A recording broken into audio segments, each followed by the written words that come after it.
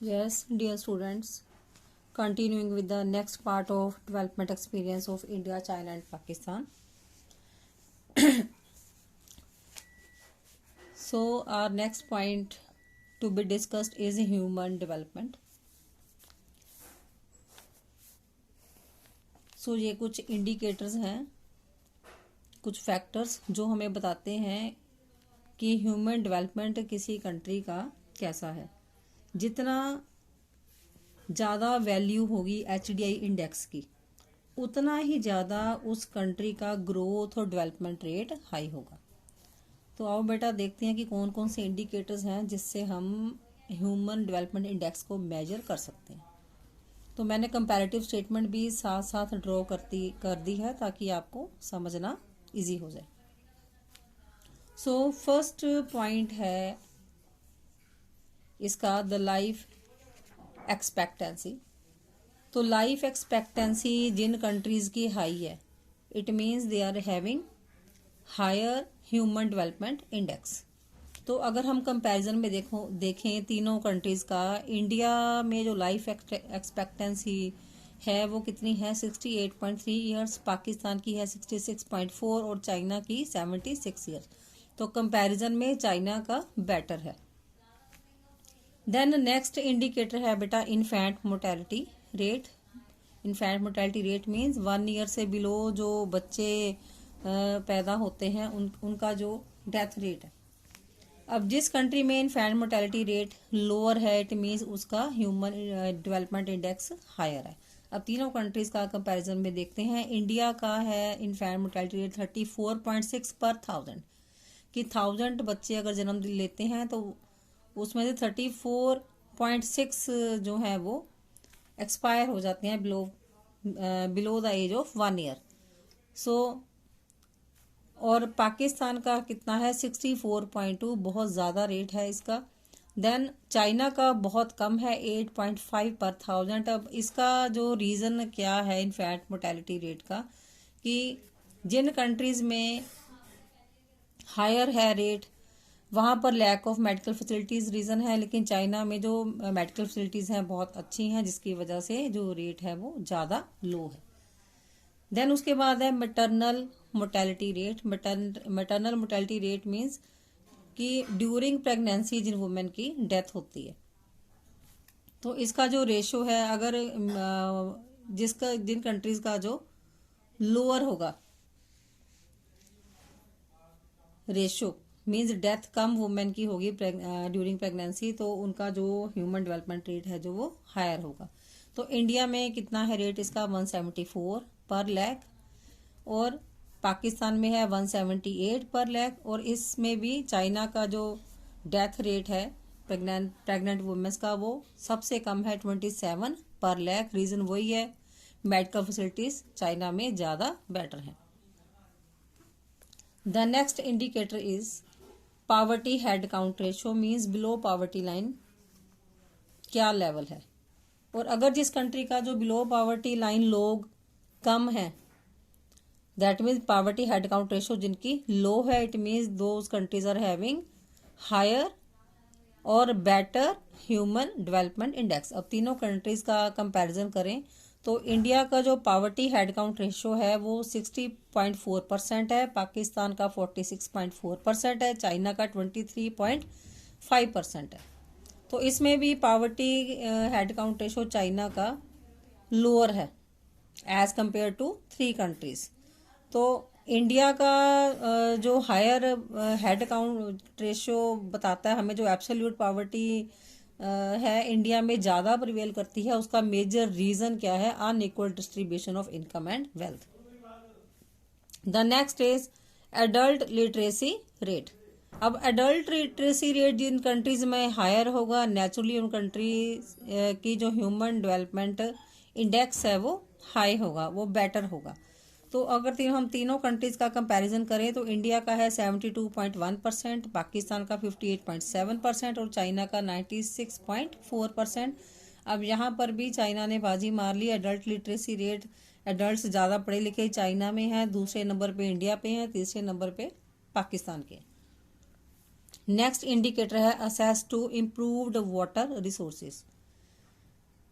कि हम कितने जो इम्प्रूव्ड वाटर रिसोर्सेज प्रोवाइड करवा पाए हैं पॉपुलेशन को। अब इंडिया में 94.1% पॉपुलेशन जो है उसको इम्प्रूव्ड वाटर सोर्सेज मिल पाए हैं। पाकिस्तान में 91.4 और चाइना में 95.5%। तो इसमें भी जो चाइना का लेवल हाई है, चाइना ज़्यादा इम्प्रूव्ड वाटर सोर्सेज प्रोवाइड करवा पाया। देन सैनिटेशन फैसिलिटीज़, इंडिया की 44.2% पॉपुलेशन को सैनिटेशन फैसिलिटीज़ मिल पाई हैं और पाकिस्तान में 58.3% लोगों को मिल पाई हैं और चाइना में 75%। अगेन चाइना का रेशो इसमें हायर है। The next indicator is GDP per capita in terms of PPP US dollar. Now what is PPP? तो ध्यान से सुनेंगे। PPP means purchasing power parity, means कि लोगों की बाइंग कैपेसिटी या परचेजिंग पावर को मेजर करना फॉर ए पर्टिकुलर ईयर। तो इसका हमारे पास फॉर्मूला है to calculate the purchasing power parity equal to value of all final goods and services produced with in a country with in a given year, कि जितने भी goods and services एक country के अंदर प्रोड्यूस की गई हैं, divided by average population of the same year. तो इससे हमारे पास आ जाएगी per capita income. So India की हम देखें तो इंडिया का जो पीपीपी काउंट है वो कितना है? 6,888 यूएस डॉलर। ये 2018 की फिगर्स का कंपैरिजन है। और पाकिस्तान का है 4,940 US dollar and China again at a higher rate 16,182 US dollar. तो परचेजिंग पावर किसकी ज़्यादा है? चाइना की। तो कुल मिला के अगर हम सारे इंडिकेटर्स देखें तो ग्रोथ रेट चाइना का कंपैरेटिवली हायर है इंडिया और पाकिस्तान के कंपैरेटिवली, जिसकी वजह से जो चाइना का जो जीडीपी रेट है वो सबसे ज़्यादा हायर है। अब नेक्स्ट एक और चीज़ आती है जो हम ह्यूमन इंडेक्स में ह्यूमन डेवलपमेंट इंडेक्स में तो नहीं लेते, वो है लिबर्टी इंडिकेटर्स। तो लिबर्टी इंडिकेटर्स में लिबर्टी इंडिकेटर कहते किसको है? कि अपनी कंट्री के इंडिविजुअल्स को फ्रीडम देना। किस चीज़ के बारे में फ्रीडम देना? Regarding civil and political freedom, कि वो पॉलिटिक्स में पार्टिसिपेट कर पाएँ, एडमिनिस्ट्रेटिव लेवल में जो डिसीजन होती हैं उसमें इंटरफियर कर पाएँ। तो ये चीज़ सिर्फ इंडिया के जो लोग हैं वो ही पार्टिसिपेट कर सकते हैं। और अगर हम ह्यूमन डेवलपमेंट इंडेक्स में लिबर्टी इंडिकेटर्स को इंक्लूड करें तो उससे जो इंडिया की रैंकिंग है ह्यूमन डेवलपमेंट इंडेक्स में वो बेटर हो सकती है, क्योंकि ना तो चाइना में और ना ही पाकिस्तान में जो इंडिविजुअल्स हैं वो फ्रीली पार्टिसिपेट कर सकते हैं in civil and political matters. Next is now we will throw light on common success story of India and Pakistan. So India and Pakistan की जो कॉमन सक्सेस स्टोरी है वो क्या रही है कि पर कैपिटा इनकम दोनों कंट्रीज की रेज हुई है। अगर हम पिछले सालों से इसका कंपैरिजन करें। The next is poverty head count ratio. तो poverty head count ratio means people living below poverty line. दोनों कंट्रीज में ही जो people living below poverty line या एब्सोल्यूट पावर्टी हम जिसको कहते हैं वो रेशो रिड्यूस हुई है। दोनों कंट्रीज ने इम्प्रूव किया है इसमें कुछ हद तक।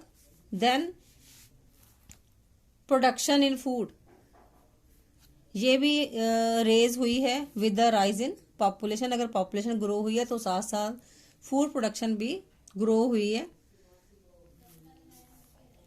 दोनों ही कंट्रीज जो है वो सेल्फ सफिशिएंट है, उनको बाहर से नहीं मंगाना पड़ता अपनी कंट्री की पॉपुलेशन को फीड करने के लिए विद न्यूट्रिशनल स्टेटस, कि विद न्यूट्रिएंट्स वो ये प्रोवाइड कर पा रही हैं अपनी पॉपुलेशन को।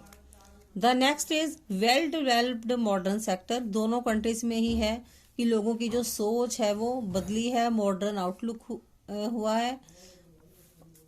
इस बैकवर्ड ट्रेडिशनल सेक्टर तो था ही, उसके साथ साथ जो मॉडर्न आउटलुक भी लोगों का चेंज हुआ है। देन इम्प्रूव्ड वाटर रिसोर्सेज, दोनों ही कंट्री के लोगों को इम्प्रूव्ड वाटर रिसोर्सेज मिले हैं। तो इंडिया में 94.1% लोगों को हम प्रोवाइड करवा पाए हैं इम्प्रूव्ड वाटर सोर्सेज, तो एज कंपेयर्ड पाकिस्तान में 91.4% लोगों को हम प्रोवाइड करवा पाए हैं। Next is common failures of India and Pakistan, दोनों ही कंट्रीज किस किस चीज में फेल हुई हैं। तो सबसे पहले तो दोनों कंट्रीज को ग्लोबलाइजेशन का बेनिफिट नहीं मिला। They did not take timely advantage of the globalization। क्यों नहीं मिला?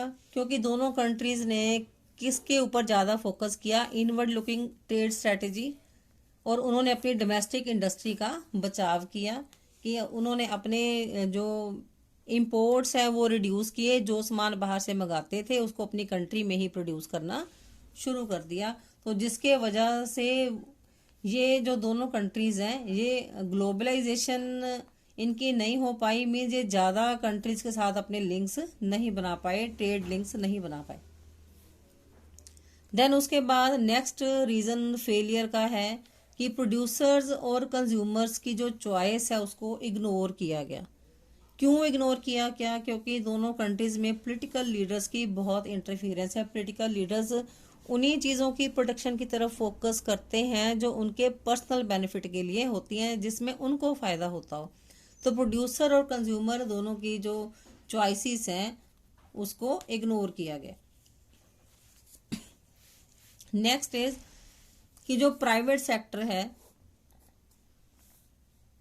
प्राइवेट सेक्टर ने बहुत अमाउंट में लोन्स लिए हैं पब्लिक सेक्टर फाइनेंशियल इंस्टीट्यूशन से, और उनको ब्राइब भी दी है प्राइवेट सेक्टर ने ताकि उनको जो लोन है ज़्यादा अमाउंट में और जल्दी मिल जाए। और उन्होंने जो टैक्स की चोरी भी की है प्राइवेट सेक्टर्स ने। तो next reason of failure is higher fiscal deficit. Higher physical deficit mean जब गवर्नमेंट का खर्चा गवर्नमेंट की इनकम से ज़्यादा होता है, तो जिसकी वजह से जो जीडीपी ग्रोथ है वो नीचे आ गई, एंड और उस डेफिसिट को पूरा करने के लिए, उस घाटे को पूरे करने के लिए गवर्नमेंट को हैवी लेवल पे बोरोइंग्स बाहर की कंट्रीज से करनी पड़ी। The next reason of failure is large amount of tax revenue, means tax से जो भी इनकम आई गवर्नमेंट को उसने वो कहाँ पर स्पेंड की, to meet the defence expenses, armed forces के ऊपर उसको स्पेंड किया, उसको पब्लिक इंटरेस्ट में स्पेंड नहीं किया गया, जिसकी वजह से इकोनॉमिक ग्रोथ जो है वो नीचे आ गई। इसके अलावा कंट्री में वेल डेवलप्ड इंफ्रास्ट्रक्चर फैसिलिटीज जो है वो भी अवेलेबल नहीं, like water, electricity, transport services etcetera, जिसकी वजह से ग्रोथ एंड डेवलपमेंट कंट्री की दोनों चीजें नीचे आ गई। इसके अलावा नेक्स्ट रीजन जो मेन माना जाता है इसके फेलियर का, दोनों कंट्रीज के फेलियर का, कि जो पॉलिटिशियंस हैं वो सोशल वेलफेयर की तरफ उनका ध्यान नहीं है, उनका सेल्फ इंटरेस्ट की तरफ ध्यान है, मींस अपने सेल्फिश मोटिव के लिए वो काम करते हैं। इसके अलावा नेक्स्ट क्या है कि गवर्नमेंट पॉलिसीज बना तो लेती है लेकिन उसकी इम्प्लीमेंटेशन के ऊपर कोई ध्यान नहीं दिया जाता। तो ये डिफरेंट फीचर्स हैं जिसकी वजह से दोनों कंट्रीज जो हैं वो इकोनॉमिकली इतनी ग्रो नहीं कर पाई।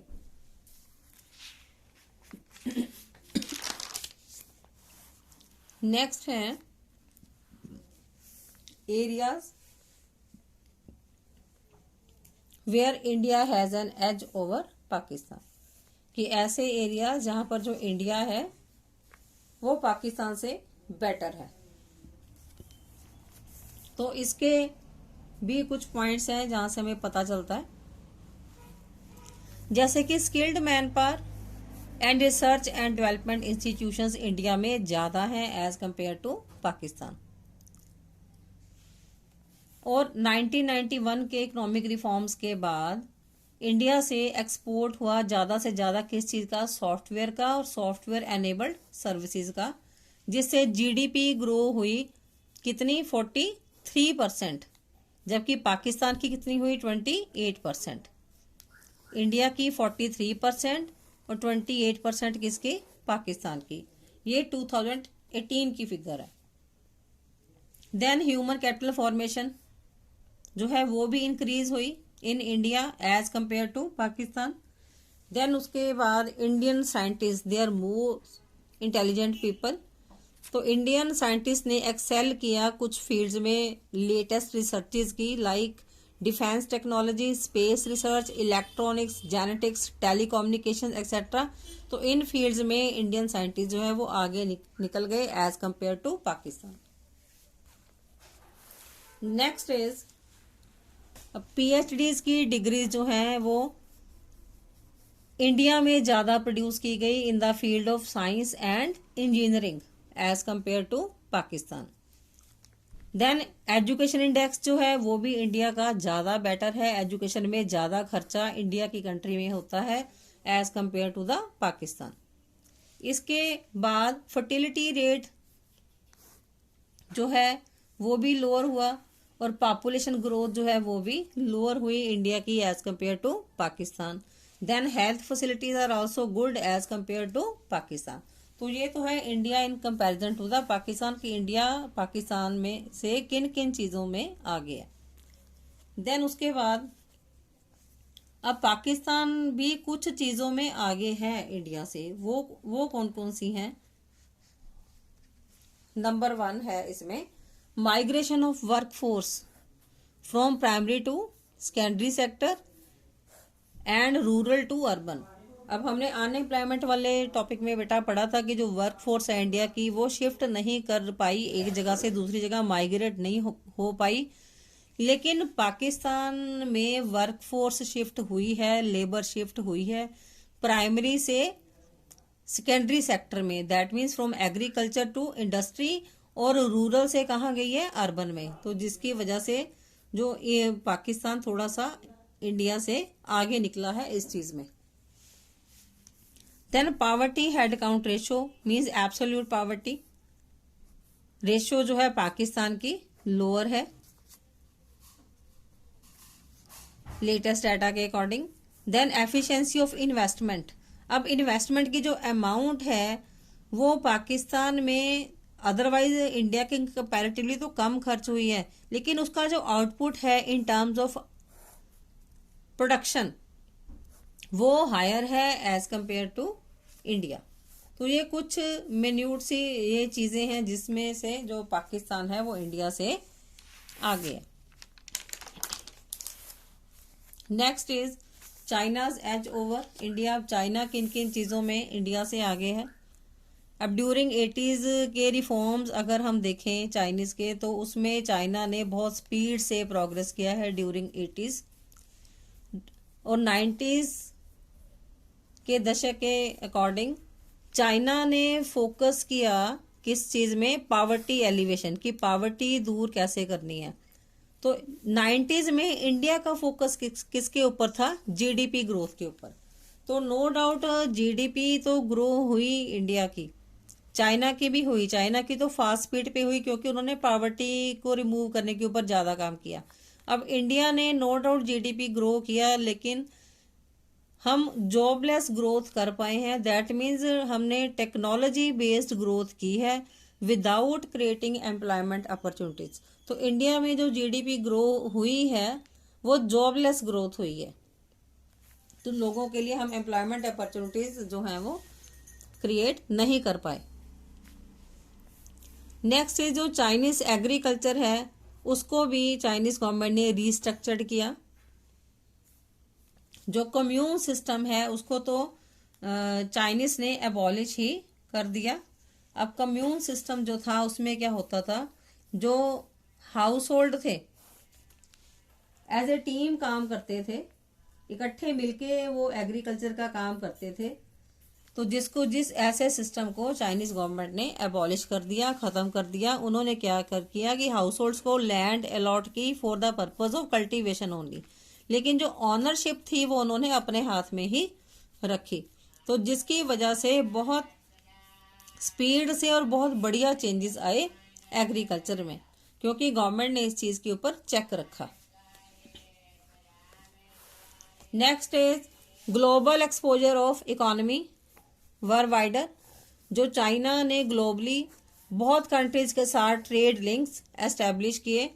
चाइना ने फॉरेन इन्वेस्टर्स को इनवाइट किया कि वो अपनी 100% इक्विटी इन्वेस्टमेंट लगा सकते हैं उनकी कंट्री में, और उनके वर्कर्स को जिस तरह से मर्जी यूज कर सकते हैं। और उनको एक वेल डेवलप्ड इंफ्रास्ट्रक्चर फैसिलिटीज भी दी, उनको अच्छा ट्रांसपोर्टेशन सिस्टम दिया, अच्छा कम्युनिकेशन सिस्टम दिया, जिसकी वजह से वो एनकरेज हुए चाइना में आके इन्वेस्टमेंट करने के लिए। देन उसके बाद उन्होंने एफडीआई को लिबर्टी भी दी कि वो रिटेल में भी काम कर सकते हैं। तो चाइना ने बहुत ज़्यादा कंट्री ने एफर्ट्स किए इसके लिए, इसी वजह से उनकी जो जीडीपी है एज कंपेयर टू इंडिया बहुत ज़्यादा हुई, और वो पूरे वर्ल्ड की सेकेंड लार्जेस्ट इकोनॉमी बन पाई। So with this now the chapter is completed. This chapter is also very important. Now last topic of Indian economy is also completed. तो आप रिवीजन के लिए भी इन वीडियोस को बार बार रिव्यू करें, क्योंकि सुनने से चीज़ें जल्दी याद होती हैं। तो इसलिए आप रिवीजन के लिए भी बार बार इसको व्यू करिए और अपने नोट्स बनाइए। आप देख देख के भी नोट्स बना सकते हैं। 2-3 बार एक एक वीडियो को वॉच करेंगे तो आपको चीज़ें जल्दी और आसानी से लर्न होगी। So thanks for the patient listening.